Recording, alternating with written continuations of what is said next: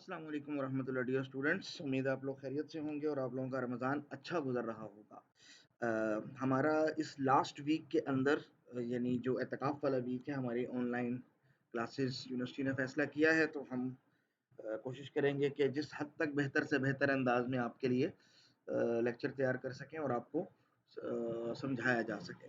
अच्छा, ये लेक्चर आप लोगों को अवेलेबल होगा, आप इसको इसकी रिकॉर्डिंग मैं आपको दे दूंगा। आप इसको सुनिए, बार बार सुनिए, जहाँ कोई एम्बिग्यूटी है उन चीज़ों को नोट कीजिए और उसका कोई स्नैपशॉट लेना है तो वो लीजिए और मुझसे जितनी दफ़ा मर्जी आप चाहें आप मुझसे डिस्कस कर सकते हैं।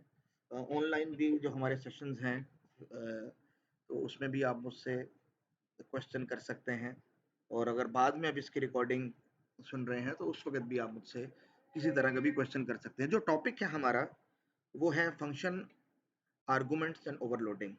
अच्छा, इसमें कुछ चीज़ें हमने पहले पढ़ी हुई हैं और आप लोगों को एज ए रीडिंग असाइनमेंट भी दी थी और कुछ चीज़ें ऐसी हैं कि जो अभी न्यू होंगी, वो मैं आपको इंशाल्लाह ताला साथ साथ बताता जाऊंगा। तो सबसे पहले ये कि फंक्शन आर्गुमेंट्स के टॉपिक को हम देखेंगे कि एक फंक्शन को आर्गुमेंट्स कैसे पास किए जा सकते हैं। तो एक फंक्शन को आर्गुमेंट्स पास करने के तीन बेहतर मेथड्स होते हैं। एक होता है पास बाय वैल्यू, दूसरा पास बाय एड्रेस, ये पॉइंटर्स के थ्रू हम करते हैं, और तीसरा पास बाय रेफरेंस। हमारे पास जो हमने लास्ट सेमेस्टर में कोर्स पढ़ा है प्रोग्रामिंग फंडामेंटल्स का, तो उसके अंदर हमने देखा था कि सिर्फ दो ही रास्ते होते थे, पास बाय वैल्यू और पास बाय एड्रेस, क्योंकि सी में रेफरेंसेस नहीं होते। लेकिन हमारे पास सी प्लस प्लस में रेफरेंसेस हैं। References is like a high level construct. आप रेफरेंसेस के बैक एंड पे याद रखिएगा, जब रेफरेंस ट्रांसलेट हो रहा होता है असेंबली में, तो वो पॉइंटर्स ही में as a pointer constant implement हो रहा होता है। तो in fact at core at base level हमारे पास लो लेवल के ऊपर हमारे पास रेफरेंसेस नहीं है, बल्कि एड्रेसेस और पॉइंटर्स ही होते हैं। ठीक है, तो बहरहाल एक हाई लेवल कंस्ट्रक्ट दिया है रेफरेंस का, क्योंकि रेफरेंस आसान है इस्तेमाल करना और बाकी नज़र में हाई लेवल व्यू में मेमोरी भी कम इस्तेमाल करता है। ठीक है। आपको याद होगा लास्ट सेमेस्टर में इनफैक्ट मैंने आपको टास्क दी थी प्रोग्रामिंग फंडामेंटल कोर्स से कि right a single user defined function that takes a float as an argument and returns its integer and fraction part and then use it in a C++ program, use this function। तो उस वक्त हमने जो आपकी brainstorming करवाई थी वो ये करवाई थी कि चूंकि रिटर्न स्टेटमेंट एक वक्त में एक ही वैल्यू रिटर्न करती है, एक ही वेरिएबल या एक ही वैल्यू कांस्टेंट रिटर्न करती है, एक से ज्यादा रिटर्न नहीं कर सकती, उसकी लिमिटेशन है। तो हमने कहा था उसके रास्ते होते हैं बहुत ज्यादा, उनमें से एक रास्ता हमने कहा था पॉइंटर्स का है। इसलिए हमने कहा था कि अगर आप पास बाय वैल्यू करोगे, पास बाय वैल्यू का मतलब कि हमने लास्ट क्लास में ये इन चीजों को डिस्कस किया हुआ है कि आप किसी वेरिएबल का नाम लेकर या कोई कांस्टेंट वैल्यू पास करके जो है फंक्शन को भेजते हो, और अ, उस सूरत में हमारे पास होता क्या है कि लोकल कॉपी बनती है, ओरिजिनल वेरिएबल का एक्सेस हम दे नहीं रहे होते जैसे। और इसलिए हमने कहा था कि एक फंक्शन से ये मुमकिन नहीं होगा उस वक्त में, यानी स्ट्रेट फॉरवर्ड अप्रोच से। वैसे तो स्ट्रक्चर वगैरह बन के हम इसको रिटर्न करवा सकते हैं। ठीक है। तो इसका जो सोल्यूशन हमने बनाया था वो कहा था कि दो फंक्शन इस्तेमाल करेंगे। एक फंक्शन होगा इंटीजर पार्ट, जो कि इंटीजर रिटर्न करेगा, मिलेगा तो दोनों को फ्लोट ही, ऑफ कोर्स दोनों को फ्लोट ही मिलेगा, इनपुट दोनों के लिए फ्लोट ही होगा। ठीक है। लेकिन एक इंटीजर रिटर्न करेगा और एक फ्लोट रिटर्न करेगा। तो मेन फंक्शन के अंदर हमने एक फ्लोटिंग पॉइंट नंबर बनाया 32.99 और एक वेरिएबल बनाया आई पार्ट फॉर इंटीजर, एक बनाया float that is F part. और फिर हमने कहा कि भाई इंटीजर पार्ट फंक्शन जो रिटर्न करेगा, और वो रिटर्न करेगा एक इंटीजर, तो वो सेव कर देना आई पार्ट में। और यही जो वैल्यू है 32.99, ये अगर हम पास करेंगे फ्रैक्शन पार्ट को तो उसने फ्लोट रिटर्न करना है, तो वो जो भी फ्लोट रिटर्न करेगा वो आप एफ पार्ट के अंदर सेव कर देना। और एट द एंड हम कह रहे थे कि जो भी रिजल्ट आए होंगे उनको सिर्फ हमें प्रिंट करना है। तो चूंकि हमने पहले यूजिंग नेम स्पेस एसटीडी इस्तेमाल नहीं किया है आईओ स्ट्रीम के बाद, इसलिए हम अलग अलग हर सी आउट, सी इन या एंड लाइन, जो जो जो जो जो चीज़ भी इस नेम स्पेस में डिफाइंड है, उस सब को हम अलग अलग तरीके से उसका स्कोप रिजॉल्व कर रहे हैं। ये 4 dots double colon scope resolution operator के जरिए। तो पहले हम स्क्रीन पे प्रिंट कर रहे हैं integer part of the original float that is 32.99 is whatever is returned by integer part function, and second fraction part of 32.99 is whatever is returned by the fraction part function. अब integer part function क्या कर रहा है, बड़ी simple सा उसका logic है। 32.99 receive होता है कहां पर, एफ में, और इस एफ को इंटीजर में कन्वर्ट कर देता है। और आपको पता है जब आप किसी फ्लोट को इंटीजर में कन्वर्ट करते हैं तो उसका पॉइंट वाला ऐसा डिस्कार्ड हो जाता है, तो खाली 32 रिटर्न हो रहा है विच इज एन इंटीजर। और जो हम सेव कर रहे हैं आई पार्ट में और एट द एंड उसको प्रिंट भी कर रहे हैं, तो 32 प्रिंट हो रहा है। It's so simple approach. और फिर हमने जो हमारा दूसरा फंक्शन है फ्रैक्शन पार्ट, तो हम क्या कर रहे हैं कि भाई ये जो हमने फ्लोट को इंटीजर में कन्वर्ट करते हैं, पॉइंट वाला ऐसा डिस्कार्ड हो जाता है, तो 32.99 से 32 बन जाता है। इस 32 को हम ओरिजिनल नंबर जो हमें रिसीव हुआ है 32.99 एफ में, उससे माइनस करेंगे, तो 32.99 minus 32 which is the only integer part, तो यू विल गेट 0.99, इसलिए आपके पास 0.999। अच्छा, ये एक और बात हमने कही थी कि फ्लोटिंग पॉइंट नंबर को जब हम सेव करते हैं तो वो 3 फोल्ड में सेव होता है, उनकी इंटरनली एक कन्वर्जन होती है, और उस कन्वर्जन के वक्त कुछ एरर आ जाता है which is called as the floating point error. ठीक है, उसकी कन्वर्जन रूटीन में होता है, that we have discussed in programming fundamental course. तो इसलिए आपके पास इस तरह का एरर आ जाता है, लेकिन बहरहाल ये हमारा सोल्यूशन था। और इसमें होता क्या है कि देखिए मेन फंक्शन और इसकी इसकी मेमोरी मैप क्या है कि मेन फंक्शन में देखिए हमारे पास एक फ्लोट वेरिएबल है, एक इंटीजर वेरिएबल है और एक और फ्लोट वेरिएबल, टोटल 3 वेरिएबल्स हैं। तो मेन फंक्शन के अंदर हमारे पास ओरिजिनल वेरिएबल जो है हमारे पास वो 32.99 एफ नम के अंदर सेव है, और फ्रैक्शन पार्ट हम उसका एक और फ्लोट में सेव कर रहे हैं, इंटीजर पार्ट एक और फ्लोट में सेव कर रहे हैं। जबकि जो इंटीजर पार्ट फंक्शन है हमारे पास, इसके अंदर इसको जो रिसीव हो रहा है value that is in F, तो ये है जो उसको रिसीव हो रहा है फ्लोट एफ 32.99, लेकिन ये इसकी कॉपी है ओरिजिनल वाले की। This is just the copy, this is a separate copy. ये ऐसी है जैसे आपने एक डॉक्यूमेंट की फोटोकॉपी करवा के किसी को दे दी, तो ओरिजिनल रिमेन्स अनचेंज्ड, ओरिजिनल का एक्सेस नहीं मिल रहा है। तो पास बाय वैल्यू में यही होता है, you just pass the duplicate of that, और you just pass the value, और वो फंक्शन उसकी डुप्लीकेट अपने पास सेव कर लेता है। ठीक है, और फिर हमने कहा कि चूंकि उसको एक इंटीजर के तौर पे कन्वर्ट किया जा रहा है, तो 32.99 को 32 बनाया जा रहा है, तो एक टेम्पोरेरी वेरिएबल इंटीजर क्रिएट हो रहा है जो कि इसकी वैल्यू हमें रिटर्न होगी, तो this is the temporary integer variable, that's so simple approach.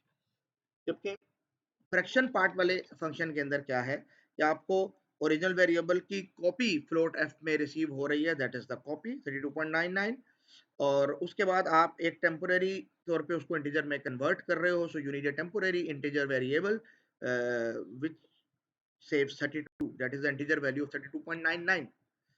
ठीक है, उसके बाद आप इस f को, यानी f means what is saved in f 32.99 minus करते हैं इस टेम्पोरेरी इंटीजर से, that is 32, so you get another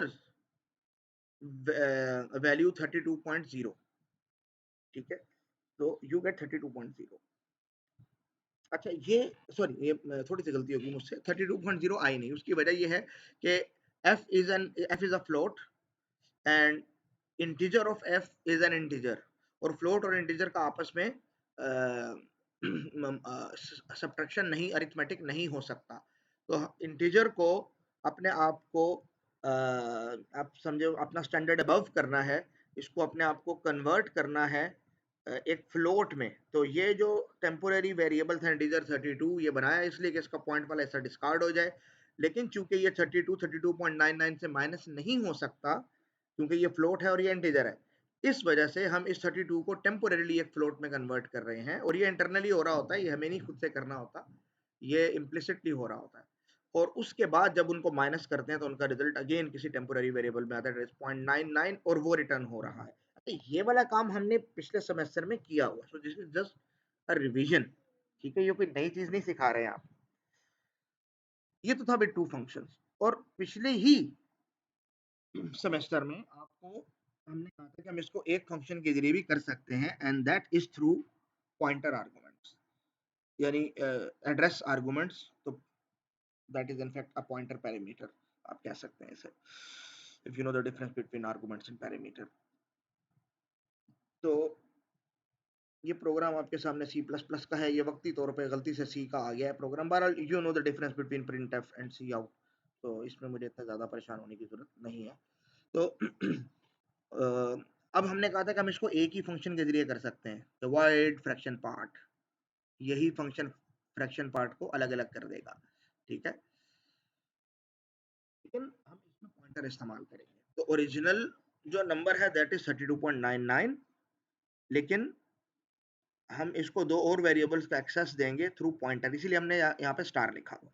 तो मेन फंक्शन के अंदर एक वेरिएबल है 32.99, दिस इज 32.99, और हमने कहा कि एक और वेरिएबल चाहिए जो फ्रैक्शन पार्ट सेव करेगा और एक और जो इंटीजर पार्ट सेव करेगा, तो फ्लोट एफ पार्ट और ये पार्ट, और इन दोनों में भी तक गार्बेज वैल्यू है, नथिंग एल्स, ठीक है?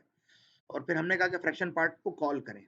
फ्रैक्शन पार्ट फंक्शन को कॉल करते वक्त एफ नम वैल्यू हम पास बाय वैल्यू दे रहे हैं, क्योंकि देखें यहाँ स्टार नहीं लगा और यहाँ हम कोई एड्रेस पास नहीं कर रहे, ठीक है? तो ये पास बाय एड्रेस नहीं है थ्रू पॉइंटर्स, ये पास बाय वैल्यू है। तो जो पास बाय वैल्यू में क्या होता है कि ओरिजिनल वेरिएबल का डुप्लीकेट आपको मिल जाता है अपने फंक्शन के अंदर, सो ओरिजिनल रिमेन्स अनचेंज, तो ये डुप्लीकेट मिल गया। तो this is not the original 32.99, this is the photocopy of 32.99, ठीक है? लेकिन ये जो बाकी दो वेरिएबल्स हैं आई पार्ट और एफ पार्ट, हम इनका एड्रेस दे रहे हैं किसको? फ्रैक्शन पार्ट फंक्शन को, ये पास कर रहे हैं। तो this is pass by address जो कि रिसीव होगा पॉइंटर वेरिएबल आई और एफ में। तो इन दोनों वेरिएबल्स का एड्रेस जो है फ्लोट एफ पार्ट का और आई पार्ट का, ये हम दे रहे हैं दो वेरिएबल्स को, आई और एफ को, इसलिए ये एरो बने हुए हैं कि ये इसको पॉइंट कर रहा है और ये इसको पॉइंट कर रहा है, विच जस्ट मीन्स कि आई और एफ दो पॉइंटर वेरिएबल्स हैं। आई एक इंटीजर वेरिएबल आई नम को पॉइंट कर रहा है जिसमें अभी गार्बेज सेव है, और एफ एक फ्लोट वेरिएबल एफ पार्ट को पॉइंट कर रहा है जिसमें अभी पॉइंट सॉरी गार्बेज सेव है। अभी तक रिजल्ट आए नहीं है, लेकिन इस एक्सेस देने से क्या हुआ है कि ये जो फंक्शन है फंक्शनल पार्ट, ये मेन फंक्शन के इन दो वेरिएबल को चेंज कर सकता है। सो दूसरे वर्ड्स में हम ये कह सकते हैं कि वर्चुअली उनको वैल्यू रिटर्न कर सकता है, so we can say that, ठीक है? तो मल्टीपल रिटर्न वैल्यूज हो सकती हैं अब इन अ सेंस रिटर्न स्टेटमेंट के बगैर, ये हमने बात पढ़ी हुई है। तो हमने कहा कि ठीक है जी, फ्रैक्शन पार्ट को कॉल करेंगे। फ्रैक्शन पार्ट को तीन वेरिएबल रिसीव हुए, एक वेरिएबल में कॉपी थी, दो में उसका एड्रेस था, इससे ओरिजिनल वेरिएबल का एक्सेस मिल गया। अब करना क्या है कि हम कह रहे हैं कि भाई एक काम करें, नंबर जो आपके पास रिसीव हुआ है दैट इज 32.99, आप इसको इंटीजर में कन्वर्ट कर दें। जैसे टाइप कास्टिंग के ऊपर मैं एक अलग से वीडियो बनाऊंगा इंशाल्लाह, ठीक है? तीन तरीकों की टाइप कास्टिंग है हमारे पास सी प्लस प्लस में, सी में एक ही तरीके की है, और उसको असाइन कर दो उस वेरिएबल को जिसका एड्रेस आई ने सेव किया हुआ है। तो पहले एक 32.99 को एक टेम्पोरेरीली एक इंटीजर वेरिएबल में कन्वर्ट करना है जो इसका पॉइंट वाला ऐसा डिस्कार्ड कर देगा दैट इज 32, और फिर इस 32 को हम असाइन कर रहे हैं किसको? जिसका एड्रेस आई ने सेव किया हुआ है। तो आई ने चूंकि एड्रेस सेव किया हुआ है, और इन अदर वर्ड जिसको आई पॉइंट कर रहा है, तो आई पॉइंट कर रहा है आई नम को, तो ये 32 देखें यहाँ पे चला गया, दैट्स इट, ठीक है? अब इसमें गार्बेज नहीं है, अब इसमें 32 ही सेव है, ठीक है? अच्छा, और अगली स्टेटमेंट में हम ये कह रहे हैं कि जिस वेरिएबल को आई पॉइंट कर रहा है उसकी जो भी वैल्यू है, तो अगेन दिस वैल्यू इज 32, क्योंकि आई जिस वेरिएबल को पॉइंट कर रहा है उसमें 32 सेव है, तो दिस मीन्स 32, हम इस 32 को माइनस करेंगे नम से, and that num is sorry 32.99, so 32.99। Again problem हमारे पास ये है कि num is a float variable and 32 I mean I जिसको पॉइंट कर रहा है that is I part, this is an integer variable, और ये दोनों आपस में multi minus plus divide multiply कुछ भी नहीं हो सकता अनलेस और अनटिल इस इंटीजर को इंटरनली 32.00 में कन्वर्ट कर दिया जाए। अब ये दो फ्लोट्स होंगे तो आपस में माइनस हो सकते हैं, ठीक है? तो देखिए इसीलिए एक टेम्पोररी फ्लोट वेरिएबल क्रिएट होता है इसमें 32 को 32.00 कर दिया जाता है। अब चूंकि इन दो वेरिएबल्स को आपस में माइनस किया जा सकता है तो हमारे पास आंसर आएगा 0.99 which again is a floating point number that can be saved in another floating point number 0.99 तो इसलिए एक अलग से टेम्पोररी वेरिएबल भी बना हुआ है और फिर ये वैल्यू रिटर्न हो जाती है। रिटर्न किस तरीके से होती है, हम कहते हैं कि इसको सेव कर दो उस वेरिएबल में जिसका एड्रेस एफ ने सेव किया हुआ है, इन अदर वर्ड जिसको एफ पॉइंट कर रहा है, दैट इज एफ पार्ट। तो अब गार्बेज नहीं है, अब इसमें 0.99 सेव हो चुका है। सो इस तरीके से हम मल्टीपल वैल्यूज को रिटर्न कर सकते हैं and this is the difference between pass by value and pass by pointer. अच्छा, ये सारी की सारी जो अंडरस्टैंडिंग है, ये सारी की सारी अंडरस्टैंडिंग लास्ट सेमेस्टर की है, अभी तक कोई नई बात नहीं हुई है। नई बात हम अब करने जा रहे हैं इतनी रिवीजन के बाद। तो ये हमने प्रोग्रामिंग फंडामेंटल ही की आपको रिवीजन कराई है, बस फर्क सिर्फ ये था कि सी आउट को हमने प्रिंट ऑफ कर दिया है, तो ये कोई इतना बड़ा डिफरेंस नहीं है, तो हम पीछे भी कर चुके हैं। अब हम आते हैं रेफरेंस आर्गूमेंट्स की तरफ। रेफरेंस आर्गूमेंट्स जब हम देते हैं तो याद रखिएगा, reference means अलायस means a nickname for the same variable. तो कोई नई मेमोरी लोकेशन नहीं बनती है, बल्कि एक वेरिएबल का नाम ही दूसरा रख दिया जाता है। तो जैसे कोई बच्चा है खालिद, उसका नाम चिंटू पिंटू रख दिया गया, तो जो खालिद है वही चिंटू है, वही पिंटू है। ठीक है, तो this is just a nickname. ये कोई नया बच्चा क्रिएट नहीं हो गया है कि भाई एक अलग, हमने कहा चिंटू तो एक अलग से बॉडी कहीं आ गई है, एक क्रिएट हो गई, हमने कहा पिंटू तो एक अलग से आ गई है, नहीं। This is the same Khalid which is also known as Chintu and Pintu, whatever you name it. ठीक है, तो ये इसका कॉन्सेप्ट बहुत सिंपल है, इसमें कोई अलग से वेरिएबल नहीं बन रहे होते हैं। और जिस तरह पॉइंटर में हम जब वेरिएबल बनाते हैं तो हम स्टार लिखते हैं वेरिएबल बनाते वक्त, यानी अपने फंक्शन की प्रोटोटाइप में। ठीक है, तो इस तरह जब हम आर्गुमेंट सॉरी रेफरेंस बना रहे होते हैं तो हम एंड लिखते हैं। अच्छा, जब आप वैल्यू पास कर रहे होंगे पॉइंटर को, तो पॉइंटर में चूंकि एड्रेस सेव होता है तो पास करते वक्त आप एंड लिखते हो, लेकिन रेफरेंस आर्गुमेंट में आप कोई एंड वगैरह नहीं लिखते हो। ठीक है, क्योंकि वो एड्रेस नहीं है, वो उसी का दूसरा नाम है। ठीक है, और यहाँ पे एंड का मतलब एड्रेस नहीं है, इट जस्ट इंडिकेट्स कि ये एक रेफरेंस है, दैट्स इट। यहाँ एंड एंड के लिए नहीं, एड्रेस के लिए नहीं है इन जगहों पे। ठीक है, तो ये कंफ्यूजन आपकी दूर हो जानी चाहिए। तो अगेन हम देखते हैं कि मेन फंक्शन में एक फ्लोट वेरिएबल है 32.99 और एक एफ पार्ट और आई पार्ट वेरिएबल है, बस। तो एक वेरिएबल है एफ नम जिसमें 32.99 है, और एफ पार्ट और आई सॉरी एफ पार्ट और आई नम, आई पार्ट होना चाहिए था, ये आई नम लिख दिया गलती से, ये आई पार्ट वेरिएबल है, मैं ठीक कर दूंगा इंशाल्लाह ताला। आई पार्ट, ठीक है, इनमें भी तक गार्बेज सेव है क्योंकि हमने कोई वैल्यू सेव नहीं की हुई है। और अब हम एक फंक्शन कॉल करते हैं फ्रैक्शन पार्ट, जिसको हम पहली value F num pass by value दे रहे हैं, क्योंकि उसके साथ देखें एंड नहीं लगा हुआ, एंड नहीं लगा हुआ यहाँ, और जबकि बाकी दो आर्गुमेंट एज अ रेफरेंस दे रहे हैं, यानी कि एफ पार्ट और आई पार्ट का ही नया नाम अब हो जाएगा एफ और आई। ठीक है, एफ नम रिसीव होगा नम में उसकी कॉपी, तो एफ नम की कॉपी रिसीव हुई है नम में, जबकि एफ और आई कोई नए वेरिएबल्स नहीं है, बल्कि एफ और आई ये उसी एफ पार्ट और आई पार्ट के नए निकनेम्स हैं। तो अलग से देखें, यहाँ आई के नाम से या एफ के नाम से फ्रैक्शन पार्ट फंक्शन में कोई नई वेरिएबल नहीं बने हैं। ठीक है, हाई लेवल व्यू इसका यही है, internally that's a separate story. ठीक है, और ये कर क्या रहा है, बड़ी सिंपल सी वर्किंग है इसकी।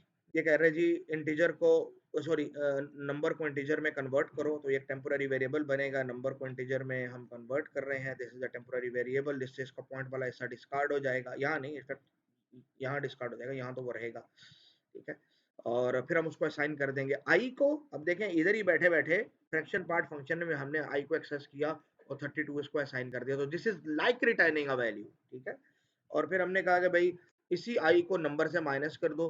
अब इस आई 32 को नंबर यानी 32.99 से माइनस नहीं कर सकते क्योंकि ये फ्लोट है और 32 इंटीजर है, तो अगेन एक टेम्पोररी वेरिएबल बनेगा जिसमें इस 32 को 32.00 किया जाएगा, फिर इनको माइनस करने के बाद आंसर इनका 0.99 आएगा, जो कि आंसर हम एफ में सेव कर रहे हैं। और एफ में सेव करने का मतलब ये है कि हम फ्रैक्शन पार्ट फंक्शन में बैठे बैठे मेन के फंक्शन के अंदर चेंज कर रहे हैं। अब इसमें गार्बेज नहीं है बल्कि 0.99 है, गार्बेज खत्म हो गया। तो this is another way of looking at this. ठीक है, तो ये हमने इस बात को अच्छी तरीके से देख लिया है। रेफरेंस भी चूंकि मैं आपको पिछली क्लासेस में पढ़ा चुका हूँ, तो एक्चुअली यहाँ नए और हमने हमने रेफरेंसेस आर्गुमेंट को पास भी किया था, तो एक्चुअली कोई नई चीज़ यहाँ सीखने को थी नहीं, लेकिन एक रिवीजन के तौर पे और एक इम्पॉर्टेंट टॉपिक है, इसलिए समझे मैंने आपको अलग से इसके बारे में थोड़ा सा गाइड भी कर दिया है। ठीक है, दैट्स इट। अच्छा, एक और चीज़ मैंने आपको आपके लास्ट क्विज से पहले बताई थी, क्योंकि ये चैप्टर नंबर 6 में गुजर चुकी थी ये बात, कि passing objects by reference and const arguments.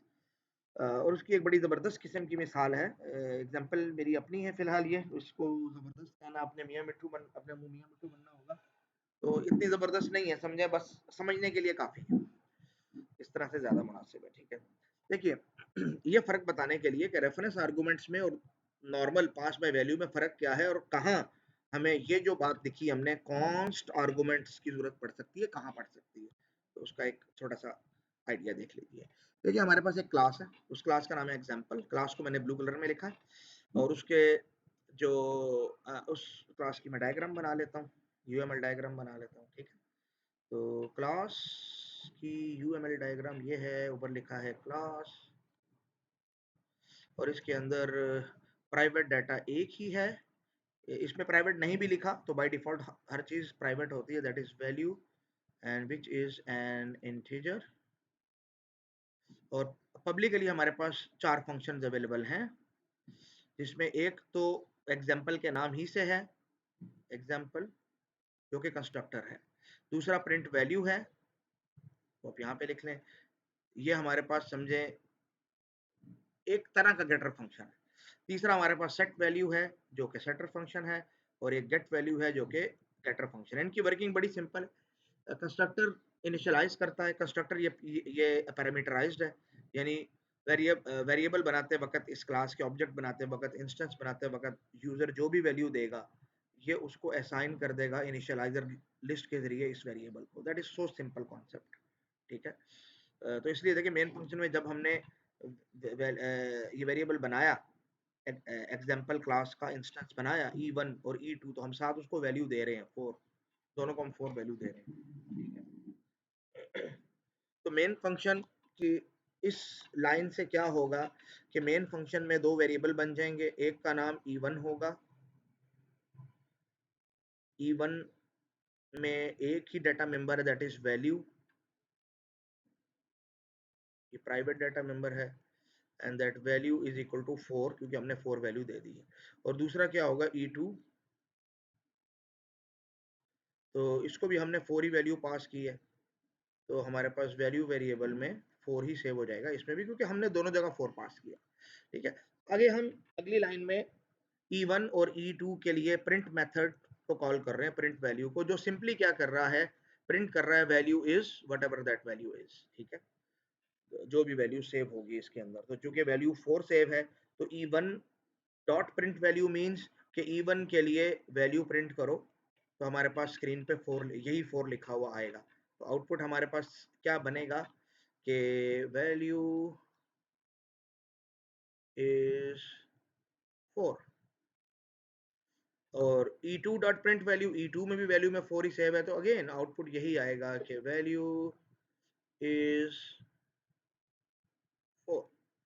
अब अगला फंक्शन क्या है, प्रिंट आफ्टर इंक्रीमेंट। ये एक फंक्शन अलग से बना हुआ है, प्रिंट आफ्टर इंक्रीमेंट। इस प्रिंट आफ्टर इंक्रीमेंट फंक्शन को 2 आर्गुमेंट्स मिलते हैं, एक E1 एक E2, लेकिन फर्क क्या है, E1 आर्गुमेंट मिल रहा है पास बाय वैल्यू के तौर पे, क्योंकि इसके साथ ना स्टार है ना एंड है। इसका मतलब कि प्रिंट आफ्टर इंक्रीमेंट एक लोकल कॉपी बनाएगा, E1 की लोकल कॉपी बनाएगा, डुप्लीकेट बनाएगा, जिसको V का नाम देगा, और उसके अंदर भी 4 ही सेव है। लेकिन ये जो दूसरी वैल्यू पास हो रही है E2, ये देखें ये एंड इस्तेमाल हुआ है, दिस इज द रेफरेंस। इसका मतलब कि ये आर नाम रख दिया है हमने E2 का, तो E2 का अब दूसरा नाम आर है, तो जिसको E2 कहते हैं उसी को आर भी कहते हैं। ठीक है, जो खालिद है वही चिंटू भी है। ठीक है, तो ये एक तरह से हमने एक्सेस दे दिया है अपने प्रिंट आफ्टर इंक्रीमेंट को अपने ओरिजिनल वेरिएबल में चेंज करने का। अब आगे देखिए, इस फंक्शन की बॉडी के अंदर लिखा हुआ है कि v डॉट सेट वैल्यू के जो v, ये जो v वेरिएबल है इसकी वैल्यू को आपने सेट करना है। लेकिन सेट क्या करना है, उससे पहले एक और काम करना है, v डॉट गेट वैल्यू +1 कि v की जो करंट वैल्यू है वो लो पहले, तो what is saved in v4, तो 4 रिटर्न हो जाएगा यहाँ पे, और 4 + 1 दैट इज 5।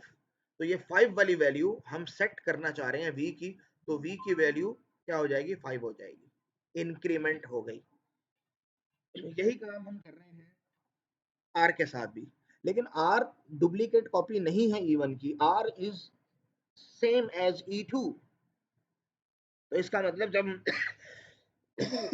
सॉरी, जब हम ये कह रहे हैं कि आर डॉट गेट वैल्यू, तो इसका मतलब ये होगा कि आर की वैल्यू बताओ क्या है, that is 4, and that 4 + 1 is 5, और ये जो 5 आया है सबका answer, R dot set value 5। तो सेट वैल्यू का मतलब है इस वैल्यू को, जो भी वैल्यू हम सेव कर देंगे, तो इसका मतलब अब ये ओरिजिनल वेरिएबल की वैल्यू 4 से 5 हो चुकी है। यहाँ 4 से 5 हुआ लोकल कॉपी में, this was pass by value, और यहाँ पास बाय रेफरेंस था। अब हम सिंपली उसको प्रिंट कर रहे हैं कि C out incremented value is v dot get value, तो इंक्रीमेंटेड वैल्यू v की क्या आएगी, 5, और r dot get value r की इंक्रीमेंटेड वैल्यू क्या आ गई है, 5। तो अगेन हमारे पास इंक्रीमेंटेड वैल्यू 5 और इंक्रीमेंटेड वैल्यू 5 आ जाएगी। लेकिन याद रखिएगा ये चेंज ओरिजिनल में नहीं हुआ, ये सिर्फ लोकल कॉपी में हुआ v का, जबकि r ने ओरिजिनल में चेंज किया है। इसलिए जब हम लास्ट में E1 और E2 की वैल्यूज को प्रिंट करते हैं, तो अब आपको इस मेमोरी मैप से अंदाजा हो जाना चाहिए क्या प्रिंट होगा। E1, अब हमने कहा कि E1 dot print value, v is finished here, क्योंकि जैसे ही फंक्शन की बॉडी खत्म हुई लोकल वेरिएबल खत्म, ये r वेरिएबल भी खत्म, लेकिन उसने चेंज E2 में कर दिया है। तो ठीक है, अब r के नाम से हम मेन में तो रेफरेंस नहीं कर सकते, लेकिन वो r E2 में चेंज कर गया है। इसलिए जब हम कहते हैं E1 डॉट प्रिंट वैल्यू, तो 4 ही प्रिंट होगा, और जब हम कहेंगे E2 डॉट प्रिंट वैल्यू, तो 5 प्रिंट होगा। तो इसलिए हमारे पास आउटपुट रहेगा 4 4 5 5, और आखिर में 5 5 नहीं 4 5। ये फर्क देखिए। तो ये एक एग्जांपल थी आपको ये चीज समझाने के लिए, पास बाय रेफरेंस और वैल्यू के अंदर क्या फर्क होता है। अच्छा, अब हमने ये इसको टॉपिक दिया कॉन्स्ट आर्गुमेंट्स, मैं आपको बताता हूँ, वहां तक लेके जाता हूँ आपको। ठीक है, अब हम एक काम करते हैं, अब कहते हैं भाई ये जो प्रिंट फंक्शन है हमारा, ये इंक्रीमेंट ना करे, ये सिर्फ प्रिंट करे इंक्रीमेंटेड वैल्यू, ओरिजिनल में चेंज ना करे, बस उसकी वैल्यू ले उसमें 1 ऐड करके प्रिंट करके दे दे, ओरिजिनल को चेंज नहीं करे। ये जो हमने ओरिजिनल में चेंज करने की कोशिश की ना, उसको चेंज ना करे, बस 4 लेके उसको 1 प्लस करके 5 प्रिंट कर दे। ठीक है, और चेंज नहीं करे किसी में भी। तो इसलिए हमने अब उसका नाम रख दिया just print incremented value, just print incremented value. और चूंकि इसने चेंज नहीं करनी है, इसने चेंज नहीं करनी है, तो अब अगर हम इसको, अच्छा ये कौन समझे अभी लिखा हुआ नहीं है। ठीक है, अगर हम यही कोड जो भी हमने रन किया था हम रन करेंगे, तो हमारे पास आउटपुट आ जाएगा, अभी कॉन्स्ट लिखा हुआ है। ठीक है, यही तो बताना है कि चूंकि अब इस फंक्शन से हमें उम्मीद नहीं है और ना हम ये चाहते हैं, क्योंकि फंक्शन का नाम ही है जस्ट प्रिंट इंक्रीमेंटेड, तो ये सिर्फ प्रिंट करे, ये चेंज न करे। ठीक है, और चेंज करना चाहे भी तो हमारे पास एरर आ जाए, इसलिए हमने कहा कि देखो v को तो जितना मर्जी चेंज करे, उसकी वजह यह है कि जो v है ये हमारे पास लोकल कॉपी है, ओरिजिनल में चेंज नहीं हो रहा। लेकिन चूंकि ये जो r है ये एज अ रेफरेंस आ रहा है, ये रेफरेंस आर्गुमेंट्स हैं, तो इसका मतलब ये है कि ये तो ओरिजिनल वेरिएबल में चेंज कर सकता है। ओरिजिनल वेरिएबल में चेंज ना करे, ओरिजिनल का एक्सेस जरूर दे रहे हैं लेकिन सिर्फ रीड करने के लिए, राइट ना कर सके ओरिजिनल को, इसलिए हमने यहाँ कॉन्स्ट लिख दिया। ये कॉन्स्ट आर्गुमेंट्स कहलाते हैं और ये ज्यादातर रेफरेंसेस के साथ ही इस्तेमाल होते हैं। ठीक है, तो अब हम जब इसको रन करेंगे तो चूंकि यहाँ पर देखें आर रेफरेंस था, ये वैल्यू चेंज करने की कोशिश कर रहा है, सेट करने की कोशिश कर रहा है, जो जो प्रीवियसली थी, जैसे हमने यहाँ पे 4 से 5 किया, तो इसलिए आपको यहाँ पे एरर मिल रहा है। लेकिन मजे की बात, एरर 3 जगह पे मिल रहा है। कॉन्स तो हमने आर के साथ लगाया, लेकिन वी के साथ भी हमें किसी दर्जे का एरर मिल रहा है। अब हम देखते हैं ये हमें एरर क्यों मिल रहा है। ठीक है, गेट वैल्यू में तो नहीं मिल रहा, लेकिन सेट वैल्यू में मिल रहा है। उसकी रीजन आपको बताता हूँ। अच्छा, पहले तो देखें एरर है क्या। एरर कह रहा है कि भाई ये क्वालिफायर वगैरह का मसला है, तो ये जो आपने कॉन्स्ट मास लिखा है इसको हल करें। चूंकि आपने लिखा है कॉन्स्ट आर और यहाँ आर को चेंज करने की कोशिश की जा रही है, ये मैंने हाईलाइट भी किया ये एरर को। ठीक है, तो ये वैल्यू को सेट नहीं कर सकता है, इसको वैल्यू को सेट करना अलाउ नहीं होना चाहिए। ये जो वैल्यू को सेट कर रहा है यहाँ थोड़ी सी गड़बड़ है। अच्छा, ये वाला पार्ट मैंने खामखा में हाईलाइट कर दिया, ये हाईलाइट नहीं होना था, ये स्टेटमेंट ठीक है, हाईलाइट नहीं होना। ठीक है, तो यहाँ यहाँ कोई प्रॉब्लम है, तो हमने कहा ठीक है, वाकई प्रॉब्लम ये है कि इसको चेंज नहीं करना चाहिए था, क्योंकि हमने लिख दिया कॉन्स्ट, तो आर अब चेंज नहीं हो सकता, और अब आप कह रहे हैं और चेंज करें, इसलिए एरर आ रहा है। तो ठीक है, हम एक काम करते हैं कि इस स्टेटमेंट ही को रिमूव कर देते हैं, इस स्टेटमेंट में एरर था, इस स्टेटमेंट को रिमूव कर देते हैं, और हम कहते हैं कि अच्छा जो भी वैल्यू आप खींच के लाओगे हम उसमें वन ऐड करके प्रिंट कर देंगे, सेट नहीं करेंगे उसकी वैल्यू को, यानी उसको हम राइट नहीं, ओवर राइट नहीं करेंगे, अल्टर नहीं करेंगे, चेंज नहीं करेंगे, लेकिन कम से कम वैल्यू रीड तो कर सकते हैं। अब मजे की बात, जब अब दोबारा हम जब इसको रन कर रहे हैं तो हमारे पास एरर आ रहा है। एरर ये आ रहा है कि भाई ये आप कह रहे हो कि उसको वो नहीं करेंगे, लेकिन और आपने गेट वैल्यू फंक्शन कॉल किया है, मुझ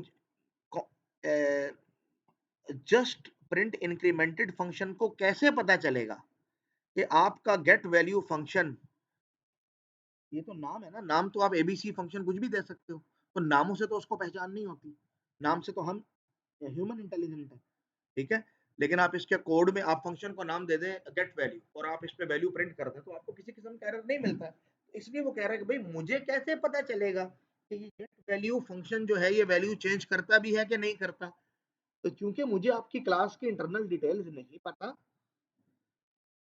क्योंकि उसका कोड नहीं है मेरे पास, एब्स्ट्रैक्शन ना, इसी को एब्स्ट्रैक्शन कहते हैं, मैं सिर्फ इस फंक्शन का इस्तेमाल कर सकता हूँ, तो मुझे क्या पता भाई कि ये गेट वैल्यू फंक्शन, इसके कोड के अंदर आपने कोई ऐसी चीज नहीं लिखी है कि जो वैल्यू चेंज करती है। तो वो कह रहा है कि भाई मैंने जो पहले आपको पकड़ा यहाँ पर कि आप सेट वैल्यू फंक्शन ना करें, मुझे नहीं पता था आपने सेट वैल्यू के कोड में क्या लिखा है, लेकिन आप कोई फंक्शन कॉल कर रहे हो और वो फंक्शन की कोडिंग मेरे पास नहीं है, क्यों? वो उस क्लास में डिफाइंड है, मैं तो सिर्फ उसको इस्तेमाल कर रहा हूँ, फंक्शन को कॉल कर सकता हूँ, तो मुझे बिल्कुल नहीं पता कि आपका सेट वैल्यू और गेट वैल्यू दोनों फंक्शन एक्चुअली कोई चीज चेंज कर भी रहे हैं कि नहीं। तो आप मुझे कोई श्योरिटी दे दो। तो हमने कहा चलो एक काम करते हैं, ये सेट वैल्यू फंक्शन तो हम हटा देते हैं। वो कह रहा है भाई गेट में भी मसला है, मुझे नहीं पता आपने गेट फंक्शन के कोड में क्या लिखा है, दैट इज द एब्स्ट्रैक्शन। आपको पता है क्योंकि आप डिजाइनर हो, आप कोडर हो, लेकिन जस्ट प्रिंट इंक्रीमेंटेड को वो नजर नहीं आ रहा। यही तो इनकैप्सुलेशन है, और ये एब्स्ट्रैक्शन, इनफैक्ट यहाँ पे इनकैप्सुलेशन नहीं है, एब्स्ट्रैक्शन है।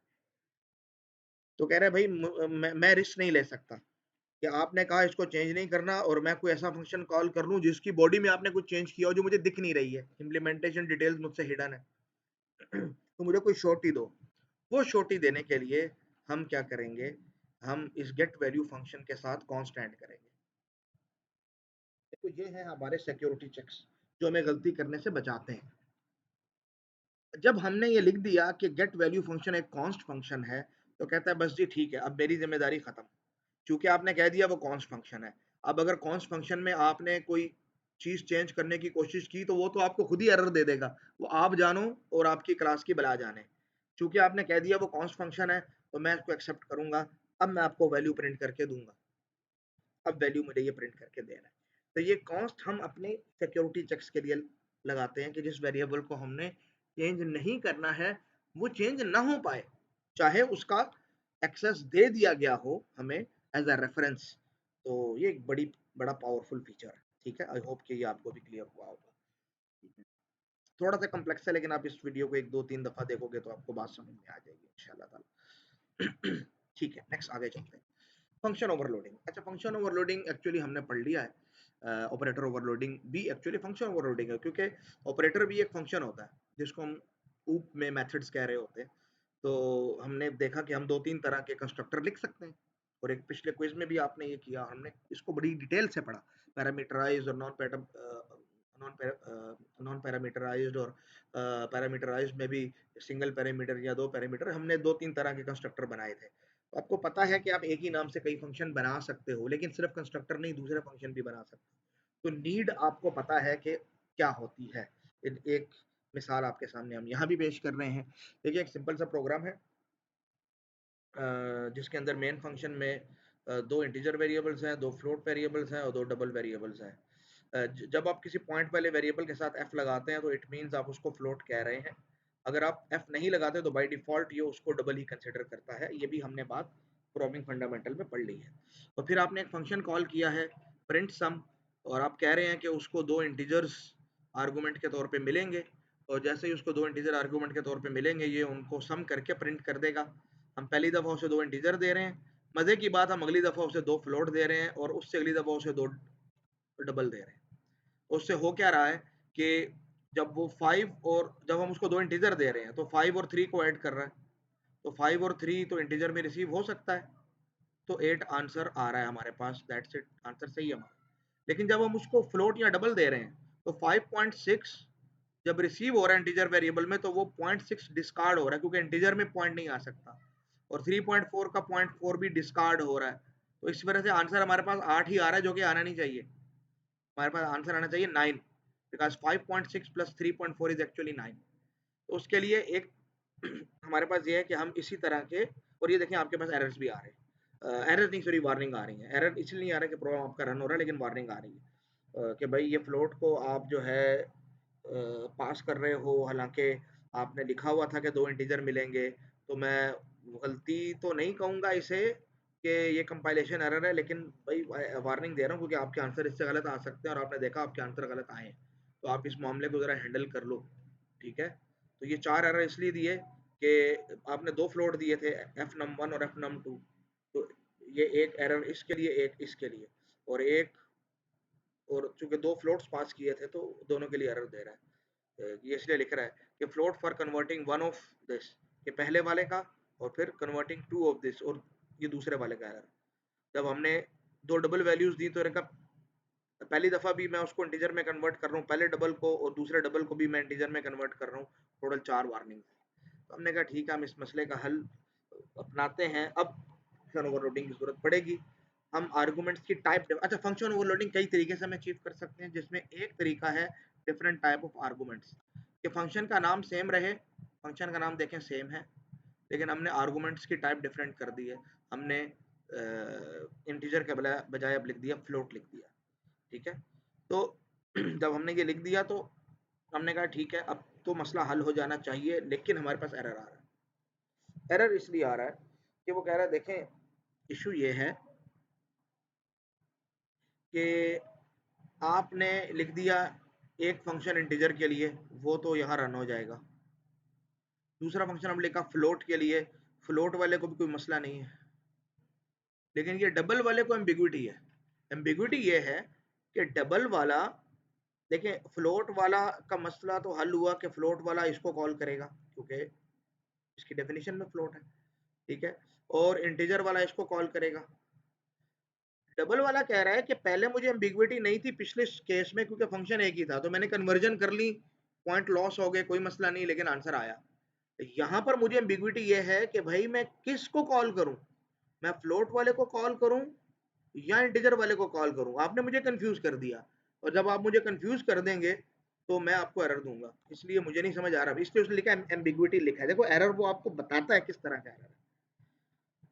ठीक है। और उसने ये भी बताया कि एम्बिग्युइटी क्यों आ रही है। उसने कहा देखिए एम्बिग्युइटी इसलिए आ रही है कि मैं अपने इन दो डबल वैल्यूज को, इंटीजर को भी पास कर सकता हूँ, फ्लोट को भी पास कर सकता हूँ। तो मेरे पास जो दो कैंडिडेट्स हैं, वो एक वो फंक्शन है जो दो इंटीजर्स रिसीव करता है, एक वो जो दो फ्लोट्स रिसीव करता है। तो ये दोनों कैंडिडेट्स हैं, इन दोनों को मैं वैल्यू दे सकता हूँ। किसको दूं? किसके कोड में एट द एंड आपने डबल को हैंडल किया है, कोडिंग तो आपकी है, तो आप जानेंगे, आपका लॉजिक का फैसला मैं नहीं करूंगा, लेकिन मुझे एम्बिग्युइटी लग रही है, तो इस वजह से इस मसले को हल करो। हमने कहा कोई मसला नहीं, हमने दो फंक्शन लिखने थे, हम तीन लिख लेते हैं, हम एक डबल के लिए भी लिख लेते हैं। अब वो खुश है क्योंकि उसको पता है कि उसके पास एक अपना फंक्शन मौजूद है। अब उसने कोई एरर भी नहीं दिया और आंसर हमारे पास बिल्कुल सही 9 आ चुका है, इंटीजर की फॉर्म में 8 और फ्लोट और डबल की फॉर्म में 9, आंसर हमारा बिल्कुल ठीक है। तो हमारे पास कोई एरर किसी किस्म का नहीं है। तो ये कहलाता है हमारे पास फंक्शन ओवरलोडिंग। एक ही नाम का फंक्शन है लेकिन different types of arguments, different type of arguments हमने चूंकि इसमें इस्तेमाल किए हैं, और सी प्लस प्लस इतनी इंटेलिजेंट है कि इसको कोड कर सके। अच्छा, एक और तरीके से हम फंक्शन ओवरलोडिंग हासिल कर सकते हैं, that is different return types. Example उसकी भी यही है, बड़ी सिंपल सी एग्जांपल है। हमने तीन फंक्शन लिखे हैं, तीनों फंक्शन सेम है, ठीक है, इनके आर्गुमेंट भी जो है वो डिफरेंट है, लेकिन एक्चुअली हम यहाँ पे जो हाईलाइट करना चाह रहे हैं कि उनके रिटर्न टाइप डिफरेंट है।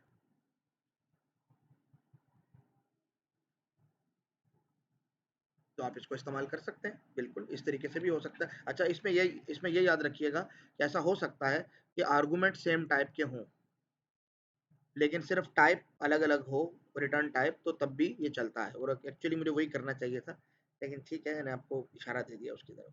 तो हमारे पास देखें वही है, C out sum is, find sum function को कॉल करें। अब हमने दो इंटीजर पास किए हैं, तो ये ऑटोमेटिकली इंटीजर वाला जो है वो कॉल करेगा और रिटर्न भी इंटीजर ही करेगा। अच्छा, अगर हम इसको तीनों को इंटीजर ही दे देते और फिर हम कुछ रिटर्न करवाने की कोशिश करते, तो ये तब भी इसको पता है कि क्या चीज़ इसको रिटर्न करवानी है, ठीक है। और तो इसका मतलब ये डिफरेंट रिटर्न टाइप के जरिए भी आप ये जो है पॉलीमॉर्फिज्म हासिल कर सकते हैं, ठीक है। आंसर इसका सही है। तीसरी चीज़ है यूजिंग फंक्शन टेम्पलेट। ये बड़ा पावरफुल टूल है। अच्छा, ये एक्चुअली टेक्निकली ओवरलोडिंग नहीं है, लेकिन ओवरलोडिंग का जो नेट इफेक्ट है ना, वो बड़े अच्छे तरीके से इससे हासिल हो जाता है। ओवरलोडिंग का मतलब है कि मल्टीपल डेफिनेशन देना किसी एक फंक्शन की। यहाँ देखिएगा हम मल्टीपल डेफिनेशन नहीं देंगे, लेकिन काम वही होगा जो मल्टीपल डेफिनेशन से हो रहा है। तो this is not technically overloading, लेकिन ओवरलोडिंग का जो मीनिंग है एक्चुअली वो इससे जो है मिल रहा है हमें। अब देखिएगा किस तरीके से हो रहा है। हमने एक ही फंक्शन लिखा है, फंक्शन टेम्पलेट। हमने कहा भी एक काम करें, हम एक ऐसा फंक्शन बना रहे हैं जो किसी भी डेटा टाइप पे काम करेगा। तो हम एक टेम्पलेट बना रहे हैं, वो हर डेटा टाइप पे काम करेगी, और वो टाइप सपोज टी है। T can be any type, अगर वो इंटीजर है तो टी इज इंटीजर, अगर वो फ्लोट है तो टी इज फ्लोट। तो इसलिए टी को एक जनरल डेटा टाइप समझो। अब एक फंक्शन बनाओ फाइंड सम के नाम से, जिसको दो वैल्यू मिलेंगी, वैल्यू 1 और वैल्यू 2। उनकी टाइप कुछ भी हो सकती है, एंड कुछ भी मीन्स कुछ भी, और वो रिटर्न भी कुछ भी कर सकता है। हमने कहा ये तो बड़ा पावरफुल टूल है, हमें तीन तीन फंक्शन लिखने ही नहीं पड़े। अब जब हमने कहा फाइंड सम num1 कामा num2, और num1 और num2 इंटीजर्स हैं, तो उसने इस t को इंटीजर समझ लिया और दोनों को ऐड करके आंसर दे दिया 8। जब अगली दफा हमने f num1 और f num2 दे दिया विच आर एक्चुअली फ्लोट्स, तो उसने ऑटोमेटिकली t से फ्लोट समझ लिया और दो फ्लोट्स को ऐड करके दिया। देखें डाटा लूज नहीं हुआ, इंटीजर ऐसा नहीं कि पॉइंट वाला ऐसा डिस्कार्ड हो गया, नहीं। और जब हमने वैल्यूज डबल दी तो उसने ऑटोमेटिकली समझ लिया। तो फंक्शन टेम्पलेट एक बड़ा पावरफुल टूल है कि जिसके जरिए हम ज्यादा फंक्शन लिखने के बजाय एक ही फंक्शन से सारे काम कर सकते हैं। ठीक है, कि हम आगे भी पढ़ेंगे इंशाल्लाह। और बहुत सिंपल है इसका इस्तेमाल, यानी देखें तो है क्या, लास्ट फंक्शन को देखें, आपने इस डबल के बजाय लिख देना है टी, और इस डबल के बजाय भी टी लिख देना है, ठीक है। इससे क्या होगा कि आपको तीन फंक्शन लिखने की जरूरत नहीं है, आपको एक ही फंक्शन लिखना काफी है, और कुछ भी नहीं करना है, सिर्फ इतना काम करना है। हाँ, उससे पहले आपको ये बताना है कि T is a general data type, और ये मैं एक टेम्पलेट बना रहा हूँ। तो ये एक लाइन लिखना जरूरी है, बस आपको याद ये एक लाइन रखनी है, बाकी इसका इस्तेमाल तो बहुत सिंपल है। T can be integer, can be float, तो आपको मल्टीपल डेफिनेशन लिखने की जरूरत ही नहीं है। और एक ही डेफिनेशन से आपका सारा काम चलेगा। ये भी बड़े काम की चीज है, ये आगे काम आएगी इंशाल्लाह ताला। तो इजी चीज है, ज्यादा मुश्किल चीज नहीं है, ठीक है। अगली चीज है कि फंक्शन ओवरलोडिंग हम हासिल कर सकते हैं डिफरेंट नंबर ऑफ आर्गुमेंट से। ये भी बड़े काम की, देखिएगा हमने 3 फंक्शन बनाए, तीनों का नाम फाइंड सम है, तीनों इंटीजर रिटर्न कर रहे हैं, लेकिन एक के आर्गुमेंट्स में 2 इंटीजर हैं, एक में 3 इंटीजर हैं, एक में 4 इंटीजर हैं। जो 2 आर्गुमेंट वाला है वो 2 इंटीजर को ऐड करके रिजल्ट दे देता है, जिसको 3 इंटीजर रिसीव होते हैं वो तीनों को ऐड करके रिजल्ट देता है, जिनको 4 रिसीव होते हैं वो 4 को ऐड करके रिजल्ट देता है। तो हम एक्सपेक्ट करते हैं कि जब हम लिखेंगे फाइंड सम 2 5, तो हमने आर्गुमेंट दिए हैं 2, तो ये ऑटोमेटिकली 2 नंबर्स को ऐड करके रिजल्ट दे देगा। ये नहीं कहेगा कि भाई तीसरा किधर है, क्योंकि 2 वाली की डेफिनेशन मौजूद है। जब हमने 3 आर्गुमेंट दिए तो ये खुद ही जाएगा थर्ड वाले, यानी ऐसे फंक्शन की डेफिनेशन में जिसको 3 आर्गुमेंट दिए गए हैं, और 4 वाला है तो वो खुद ही जाएगा 4 वाले के पास, और हमें आंसर अपने अलग अलग बिल्कुल सही मिलेंगे। तो अब देखिए, ये भी पॉलीमॉर्फिज्म है, ये भी फंक्शन ओवरलोडिंग है, ये भी multiple definitions of the same function है, इस तरीके से भी हासिल हो सकता है। और eight the and, not at the and, और भी एक दो चीजें हैं, ये है यूजिंग डिफॉल्ट आर्गुमेंट्स। अच्छा, ये भी बड़ा पावरफुल टूल है, which is also not actually and technically function overloading। उसकी वजह मैं आपको बताता हूँ।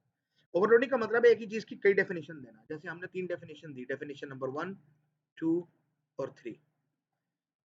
अब देखिए डिफॉल्ट आर्गुमेंट में क्या होगा, हम एक ही फंक्शन बनाया हमने, और हमने उसको ये कहा है कि देखो 2 आर्गुमेंट तो यूजर देगा ही देगा, तीसरा आर्गुमेंट भी दे सकता है, चौथा आर्गुमेंट भी दे सकता है, लेकिन अगर यूजर तीसरा चौथा आर्गुमेंट न दे तो बाय डिफॉल्ट उसको 0 समझ लेना, खुद से वैल्यू दे देना, that is the default argument. तो अब मुझे 2 के लिए अलग फंक्शन लिखने की जरूरत नहीं है। क्यों? अगर मैं 2 वैल्यूज दूंगा तो तीसरी चौथी को खुद ही 0 कर देगा। जैसे यहाँ पे जब मैंने कहा फाइंड सम 2 5, तो उसने कहा कि 2 वैल्यूज आपने दी, 2 यहाँ पे सेव, 5 यहाँ पे सेव। अगर डिफॉल्ट वैल्यूज ना होती तो एरर आता, क्योंकि आपने ओवरलोड नहीं किया। लेकिन चूंकि आपने कहा कि डिफॉल्ट वैल्यू 0 है, तो देखें उसने कॉल करते वक्त 2 वैल्यूज एक्स्ट्रा से ऐड कर दी, वैल्यू 3 और वैल्यू 4 की। आपके पास आंसर, आपका 7 बिल्कुल सही आंसर है, बिल्कुल वैसे ही जैसे आपका यहाँ पे इधर से आ रहा। तो अगेन कितना पावरफुल है। लेकिन ये याद रखिएगा कि डिफॉल्ट आर्गुमेंट्स आप हमेशा आखिर में देते हैं। अब ये नहीं कह सकते हैं वैल्यू 1 इज इक्वल टू 0 और आखिर में आप डिफॉल्ट वैल्यू दे दें, नहीं, आप राइट साइड से डिफॉल्ट वैल्यू स्टार्ट करना शुरू करें। आप चारों को डिफॉल्ट कर सकते हैं, ठीक है, लेकिन ऐसा नहीं होगा कि पहले वाले को डिफॉल्ट कर दिया बाकी को नहीं किया। नहीं, हमेशा राइट साइड से स्टार्ट करेंगे। इस तरह आपने जब 3 वैल्यूज दी तो चौथे वाले को उसने खुद ही 0 कर दिया, और अगर 4 देंगे तो जो आपने दी है वही होंगी, जाहिर बात है। अगर आप नहीं देंगे तब 0 मिलेगा ना, नहीं तो जो आपने वैल्यू दी है वही मिलेगा। अगेन वेरी पावरफुल टूल, बहुत काम की चीज है, और आपके बहुत से मसले हैं, आपका कोड बड़ा सिंपल कर देते हैं चीजें, बात सीधे, ठीक है। देखो एक सिंपल सा is equal to 0 is equal to 1 is equal to 2, जो भी डिफॉल्ट वैल्यू आप देना चाहें दे सकते हैं, और आपका मसला हल हो जाता है इससे। अच्छा, अब 2 चीजें और हैं, थोड़ी एडवांस है लेकिन मुश्किल नहीं है, और ये भी एक्चुअली टेक्निकली ओवरलोडिंग नहीं है, लेकिन आपका ये वेरिएबल लेंथ आर्गुमेंट वाला मसला ये भी हल कर देती है। और मजे की बात, विदाउट डिफॉल्ट आर्गुमेंट से। और एक और मजे की बात, यहाँ तो फिर भी रिस्ट्रिक्शन है ना 4 तक, वहां रिस्ट्रिक्शन ही नहीं है, आप 20-30 वैल्यूज भी दे सकते हैं, और बगैर डिफॉल्ट वैल्यूज के। दैट इज द मैजिक, ठीक है, वो वेरिएबल लेंथ आर्गुमेंट्स। अब ये सी प्लस प्लस में 2 तरह से हो सकता है। एक तो ओल्ड फैशन सी स्टाइल वेरिएबल लेंथ आर्गुमेंट्स, मैं वो भी आपको बता देता हूँ, और एक जो सी का अपना स्टाइल है, ठीक है, वो भी आपको सी प्लस प्लस का अपना स्टाइल है, वो भी आपको बता देता हूँ, ठीक है। तरीका ये है कि सबसे पहले आपने C standard arguments header file include करनी है, जिसके अंदर इस चीज की सपोर्ट है, ठीक है। आपने देखें फंक्शन एक ही लिखना है, फाइंड सम, ज्यादा फंक्शन नहीं लिखने हैं। तो एक्चुअली टेक्निकली ये देखें, ये फंक्शन ओवरलोडिंग नहीं है, क्योंकि आप डेफिनेशन एक दे रहे हैं, लेकिन आप इस्तेमाल जिस तरीके से कर रहे हो तो नेट इफेक्ट उसका ऐसा ही है जैसे फंक्शन ओवरलोडिंग का है। अरे यहाँ एक काम आपने और करना होता है कि आपने अगर 2 और 5 को ऐड करना है, तो ये टोटल आर्गुमेंट कितने, 2, तो आपको बताना होता है कि आप आर्गुमेंट कितने दे रहे हो। अगर आपको 6 3 1 को ऐड कराना है, टोटल 3 नंबर्स हैं, तो आपको पहला आर्गुमेंट काउंट का देना होता है, ठीक है। इस तरह अगर आपको 4 नंबर्स को ऐड कराना है तो आपको इनफैक्ट फंक्शन को ये बताना पड़ेगा कि भाई मेरी लिस्ट में कितने एलिमेंट्स हैं जिनको मैं ऐड करवाना चाह रहा हूं। ठीक है, ये जरूरी होता है इसमें। तो पहला आर्गुमेंट ये कंपलसरी है और ये काउंट को बता रहा होता है कि भाई कितने वैल्यूज आगे आ रही हैं। जब 2 हैं तो 2 वैल्यूज आगे आ रही हैं, 3 लिखा तो 3 वैल्यूज आ रही हैं, 4 लिखा तो 4 वैल्यूज आगे आ रही हैं। अब ये करता क्या है, इसकी पहले वर्किंग समझ लें। ये करता ये है कि एक वेरिएबल लिस्ट बनाता है, नाम आपकी मर्जी का हो सकता है, A B C A R G S जो भी है। तो इसने एक टेम्पोररी लिस्ट बनाई है आर्गुमेंट्स की ए आर जी एस के नाम से, variable list, वीए list, variable list. इस वीए लिस्ट की सपोर्ट इस हेडर फाइल के अंदर मौजूद है। ठीक है, और आप कहते हो कि अब ये आपने लिस्ट बनाई और अब आपने यहाँ क्या किया, उस लिस्ट को इनिशियलाइज कर दिया। ठीक है, आपने इनिशियलाइज कर दिया कि जितनी वैल्यूज थी वो सब इस लिस्ट में आ चुकी हैं। इस लिस्ट में सारी की सारी वैल्यूज अब ये बारी बारी आ जाएंगी। ठीक है, और आपने कहा कि टोटल वैल्यूज उतनी होंगी जितना काउंट था। जैसे आपने पहले लिखा 2 तो उन्होंने कहा जी स्टार्ट कर दो। ठीक है, और एट द एंड जब हमारा काम पूरा हो जाएगा तो हम इस वेरिएबल आर्गुमेंट लिस्ट को एंड भी कर देंगे। उसके दरमियान की वर्किंग क्या है, क्योंकि हमें इनका सम फाइंड करना है, तो हम कहेंगे कि भाई initially sum is equal to 0। आप एक लूप चलाओ। ये पहला वेरिएबल लिया आपने इसलिए कि अगर 2 वैल्यूज हैं तो जाहिर बात है इन 2 को ऐड करना है, तो लूप 2 तक चलेगा। अगर आपने काउंट आप दिया था 3 तो लूप देखें 3 तक चलेगा, 0 टू लेस देन काउंट। आपने 4 दी थी तो 4 दफा तक चलेगा। अब करेगा क्या, आपने जो लिस्ट बनाई है, मिसाल के तौर पे हम पहली लाइन को एग्जीक्यूट करते हैं तो लिस्ट में 2 और 5 आ चुका है। तो अब ये कहता है कि भाई ये काम करो, चूंकि लिस्ट में 2 एलिमेंट्स हैं तो लूप चलेगा 0 टू लेस देन 2, मीन 0 से 1 तक, यानी 2 दफा लूप चलेगा। और करना क्या है, सम में इस आर्गुमेंट लिस्ट का पहला इंटीजर लो और सम में ऐड कर दो। कर दिया, 2 हो गया। अगली दफा अगला इंटीजर लो और इसमें ऐड कर दो, तो 2 + 5 7 हो गया। और अगर हम अगली लाइन के लिए एग्जीक्यूट करें तो हमारे पास 2 और 5 के बजाय 6 3 और 1 आएगा। तो सम में पहले 6 जाएगा, फिर 3 ऐड हो जाएगा, तो 6 के बाद 9, और फिर 1 ऐड हो जाएगा तो 10। तो इस तरीके से एंड सो ऑन। ठीक है, तो इनकी वर्किंग मैंने आपको बता दी है, सिंपल सा एक लूप है। ठीक है, इसमें हमें करना क्या है, पहले एक लिस्ट को डिक्लेयर करना है, फिर लिस्ट को स्टार्ट और एंड करना है, और दरमियान में अपना लॉजिक दे देना है। ठीक है, लिस्ट में से वैल्यू हासिल करने के लिए आप इस्तेमाल करोगे VAARG आर्गुमेंट्स। और अगर ये फ्लोट है तो फ्लोट, इंटीजर हमने चूंकि इंटीजर्स पे दिया है, अगर ये सारी होते फ्लोट्स होते आप इधर लिख देते फ्लोट, ये डबल्स होते आप इधर लिख देते डबल्स, ये लॉन्ग डबल होता आप इधर लिख देते लॉन्ग डबल। तो ये तो जो भी डेटा टाइप होगी उनकी, आप उसको यहाँ पे इस्तेमाल कर सकते हैं। सिंपल सी बात है, ज्यादा मुश्किल चीज नहीं है। ठीक है, और आपका आउटपुट हमारे पास आ जाएगा। मैं स्क्रीन को थोड़ा सा आपके लिए साफ कर दूं। ठीक है, दैट्स इट। तो अब एक ही फंक्शन बनाया, लेकिन वो ऐसे काम कर ले जैसे फंक्शन ओवरलोडिंग में फंक्शंस काम करते हैं, हालांकि एक्चुअली ओवरलोडिंग है नहीं।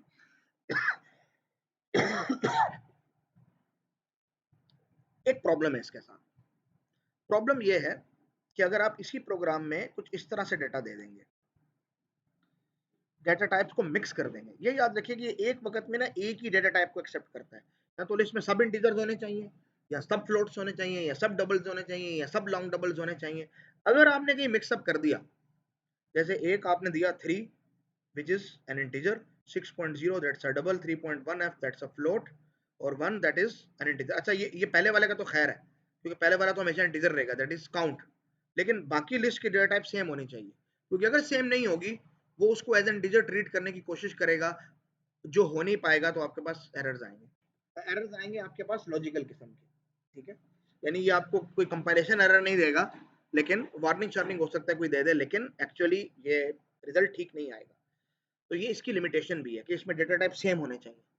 तो अगर आप चाहते हैं कि भाई जितने मर्जी आर्गुमेंट दूं और जिस मर्जी डेटा टाइप के आर्गुमेंट दूं, उसके लिए फिर आपको C++ स्टाइल के जो है वो, जो इसकी सपोर्ट होती है मल्टीपल सॉरी वेरिएबल आर्गुमेंट्स की, वो आपको देनी होगी। और ये अब यहाँ ये वो चीज है जहां पे आपके कॉम्बिनेशन इस्तेमाल होता है आपके सी स्टाइल और आपकी टेम्पलेट्स का। देखिए सी स्टाइल में आपने लिखा कि भाई पहले वाला तो काउंट है, उसके बाद dot dot dot dot dot dot means जितनी भी लिस्ट है सबकी सब एक्सेप्ट कर लो, ठीक है। वो आपने कर लिया। लेकिन यहाँ पर और आपने पहले पढ़ा टेम्पलेट भी पढ़ा है, तो यहाँ पर क्या होता है कि वेरिएडिक टेम्पलेट्स इस्तेमाल होते हैं, ठीक है, वेरिएडिक टेम्पलेट्स। तो टेम्पलेट्स और वेरिएबल आर्गुमेंट्स को मिक्स करके इस्तेमाल करते हैं। तो वेरिएबल आर्गुमेंट्स को मिक्स करके मल्टीपल आर्गुमेंट आप एक्सेप्ट कर पाएंगे, और टेम्पलेट्स को इस्तेमाल करके आप क्या कर पाएंगे कि मुख्तलिफ तरह के डाटा टाइप्स को आपस में मिक्सअप कर सकेंगे। अब आपके पास एक ज्यादा पावरफुल टूल बन गया है, that is the C plus plus star.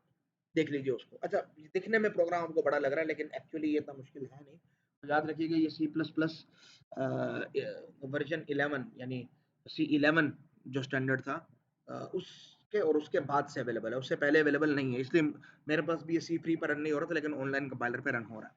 अच्छा, यहाँ पे करना क्या है, बड़ी सिंपल सी बात है कि मेन फंक्शन कितना सिंपल है। आपने फाइंड सम फंक्शन को कॉल किया, आपने कहा जी इन दो नंबर को प्रिंट करना है, इन दो का सम प्रिंट करना है। यहाँ डेटा टाइप सेम है, लास्ट में देखें 4 इंटीजर्स हैं, डेटा टाइप सेम है, लेकिन दरमियान में हमने जानबूझ के एग्जांपल रखी है जिसमें 6.0 एक डबल है, 3.1 f एक फ्लोट है और 1 एक इंटीजर। अच्छा, मजे की बात, यहाँ पे अब आपको टोटल काउंट पहले से बताना जरूरी नहीं है, टोटल काउंट वो खुद ही कैलकुलेट करेगा। यहाँ तो आपको टोटल काउंट पहले बताना जरूरी है ना, अब यहाँ आपको टोटल काउंट भी बताना जरूरी नहीं है। अब आप करते क्या है, अब कहते हैं देखो बात यह है कि मैंने टेम्पलेट बनाई है, किसी भी डेटा टाइप टी के लिए ये काम करे, ठीक है। लेकिन ये याद रखिएगा कि आपने यहाँ पे दो टेम्पलेट्स बनानी है, एक बेस केस क्योंकि यहाँ रिकर्जन इस्तेमाल हो रही है, और एक रिकर्सिव केस के लिए। तो जब एक टेम्पलेट है तो उसका नाम एक डेटा टाइप हम उसका नाम रख सकते हैं टी, जब दो हैं तो एक का टी दूसरे का कुछ और रखना पड़ेगा, S T L M O P Q R जो भी आप नाम रखते हैं, ठीक है। आपने कहा कि अगर एक ही वैल्यू है जिसका सम हमें चाहिए, तो एक ही वैल्यू का सम, यानी अगर फाइंड सम फंक्शन को एक ही वैल्यू दी गई है तो एक ही वैल्यू का सम खुद वही नंबर होता है, तो आपको कुछ करने की जरूरत नहीं है। लेकिन अगर एक से ज्यादा वैल्यूज दी गई हैं तो उसका तरीका क्या होता है कि पहले वैल्यू जो आप देंगे उसको जो बाकी वैल्यूज है ना उनसे ऐड करना है। लेकिन कैसे ऐड करना है, रिकर्सिवली एक फंक्शन अपने आप को कॉल कर रहा है। मैं वर्किंग आपको इसकी मैं समझा देता हूँ, तो मैं वर्किंग समझाऊंगा तो आपके लिए बिल्कुल आसान हो जाएगा इंशाल्लाह। अच्छा, उससे पहले एक नजर देख लें कि एक आपने बेस केस किया है डिफाइन जिसके अंदर सिर्फ एक स्टेटमेंट है रिटर्न नम, एक आर्गुमेंट के लिए, और एक आपने रिकर्सिव केस किया है डिफाइन जिसके अंदर ये स्टेटमेंट है, एक ही स्टेटमेंट है कोर स्टेटमेंट। मैं इसको हाईलाइट कर देता हूँ आपके लिए। ये स्टेटमेंट असल स्टेटमेंट ये है, और इधर असल स्टेटमेंट ये है, बाकी तो फंक्शन की बॉडी यही है। बाकी यहाँ पे देखें एक आर्गुमेंट है और यहाँ पे पूरी लिस्ट आर्गुमेंट के तौर पे मिलती है। तो इसको इन शॉर्ट करके मैंने यहाँ पे लिख लिया कि अगर एक आर्गुमेंट है तो ये स्टेटमेंट एग्जीक्यूट होगी, अगर आर्गुमेंट ज्यादा है तो ये स्टेटमेंट एग्जीक्यूट होगी। अच्छा, हम जानबूझकर इन तीन स्टेटमेंट में से ना मैं ये वाली स्टेटमेंट एग्जीक्यूट कर रहा हूँ जिसमें डेटा टाइप्स मिक्स है, ठीक है। तो ये सपोज इसकी वर्किंग किस तरीके से होगी, अब आप ये देख लें। देखिए हमने कहा कि C out sum is equal to find sum function call करो, जो भी रिटर्न करे उसको प्रिंट कर देना, at the end line print कर देना। तो हमने कहा फाइंड सम 6.0 3.1 f एंड 1, तो हमने तीन वैल्यूज दी। हमने देखिए एक वैल्यू दी है कि तीन, एक वैल्यू के लिए हमारे पास फंक्शन ये है और एक से ज्यादा वैल्यू के लिए हमारे पास ये डेफिनेशन है, ये रिटर्न स्टेटमेंट है। तो हमने तीन वैल्यूज दी हैं तो इसका मतलब एक से ज्यादा है। तो find some 6.0 will mean return the first value, जो पहली वाली वैल्यू थी 6 प्लस यही फंक्शन दोबारा कॉल करो रेस्ट ऑफ द वैल्यूज के लिए, जो वैल्यूज बच गई हैं, दो वैल्यूज बच गई हैं 3.1f और 1f, उनके लिए कॉल हो जाएगी। अब हमें वो पूरी लिखने की जरूरत नहीं है, हम खाली डॉट डॉट डॉट के जरिए काम चलाते हैं। देखो टाइप नेम के साथ भी डॉट डॉट डॉट लिखा, आर के साथ भी डॉट डॉट डॉट लिखा, रेस्ट के साथ भी डॉट डॉट डॉट लिखा, तो ये डॉट डॉट डॉट ही लिखना होता है, ठीक है। तो एक आंसर तो आ गया हमारे पास कि 6 को ऐड करना है बाकी दोनों के सम के साथ। तो हमने कहा बाकी दोनों का सम कैसे पता चलेगा, दोबारा से उसी फंक्शन को कॉल किया गया है। तो देखिए आर्गुमेंट कितने दिए हैं, 1 और 2। तो अगर एक आर्गुमेंट देते तो हम ये रिटर्न स्टेटमेंट एग्जीक्यूट करते, लेकिन आर्गुमेंट हमारे पास ज्यादा है, 2 है, तो हमें ये इस्तेमाल करना है। ठीक है, तो फर्स्ट वाला पता है, रेस्ट वाले के साथ कॉल किया है, और जब कॉल किया है तो इसमें भी हमारे पास देखें 2 आर्गुमेंट्स आए हैं, एक से ज्यादा है। तो पहले फर्स्ट वाले को हम देखेंगे, फर्स्ट वाला कौन सा, दैट इज 3.1f, और रेस्ट वाली लिस्ट में क्या आएगा, 1। तो आंसर क्या होगा, return the first one, return 3.1f plus इसी फंक्शन को दोबारा कॉल करें रेस्ट ऑफ द लिस्ट के साथ। तो इसी फंक्शन को दोबारा कॉल करें rest of the list that is 1 के साथ। तो जब हमने कॉल किया दोबारा से इसको, तो अब देखिए हमारे पास फाइंड सम फंक्शन को आर्गुमेंट्स कितने मिल रहे हैं, एक आर्गुमेंट मिल रहा है। और जब एक आर्गुमेंट मिलता है तो this is actually the base case, ये वाला केस, कि एक ही आर्गुमेंट मिला है, पूरी लिस्ट नहीं मिली है। आपको सिर्फ वही नंबर रिटर्न कर देना है जो आपको मिला है। You have received 1, you just return 1। और अब हमें पता चल गया क्या रिटर्न करना है। तो जब हम 1 रिटर्न करेंगे तो फाइंड सम की जगह 1 आ जाएगा। अब 3.1 floating point plus 1 integer, floating और इंटीजर का आंसर एक फ्लोट ही होता है। तो 3.1f plus 1 is actually 4.1f, और ये रिटर्न हो जाएगा इस रेड वाले फाइंड सम की जगह। तो 4.1f यहाँ पे आ जाएगा। अब 4.1 is a float and 6.0 is a double, जब ऐड करेंगे तो फ्लोट भी डबल बन जाएगा और हमारे पास आंसर आएगा 10.1।